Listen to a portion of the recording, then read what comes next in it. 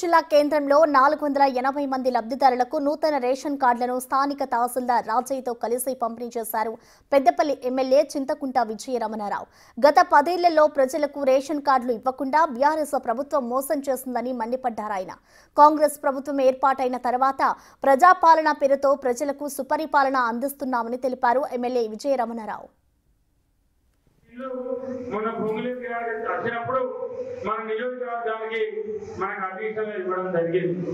వాటిలో కలుపుకుంటే 4500 ఇళ్ళు, ఇవాళ అన్ని కాకుండా 466 ఇళ్లను మన దాదాపు 6 కోట్ల రూపాయలు వెచ్చించి మొన్న పెద్ద ఎత్తున మనం ఆ ఇళ్లను కూడా లాంచ్ చేసుకోవడం జరిగింది.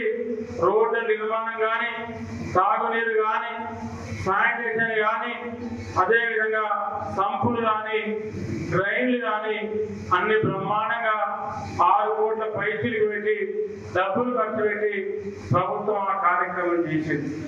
మరి అదే కాకుండా ఇవాళ దాంతో పాటు మరి వాళ్ళ గ్రామాలను చూసుకుంటే వాళ్ళ మీ అందరికీ ఫ్రీ కరెంటు ఆనాడు చెప్పినాం.